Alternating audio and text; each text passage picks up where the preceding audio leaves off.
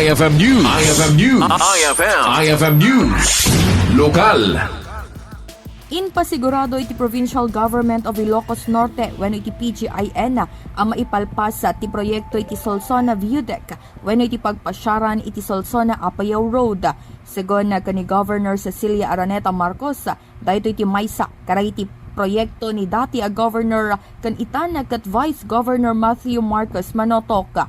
Inbingla ti Gobernadora adda iti panagdanagda iti napalabas gapo iti pangtati grass fire iti lugar ngam dakkel ayaman na gapo ta insigida ana kontrol.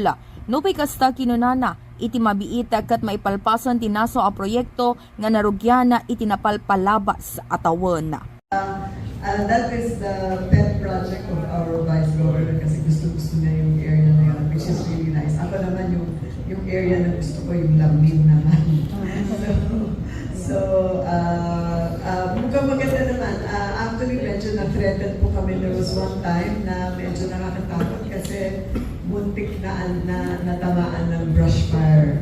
Pero buti na lang naagapan at okay siya.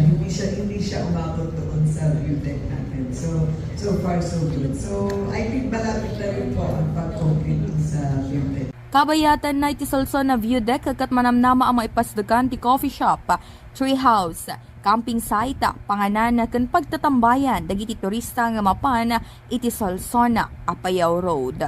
Para iti IFM News, Idol Bernadette Toledo, Tatak, IFM. IFM News. IFM News. IFM News. Lokal.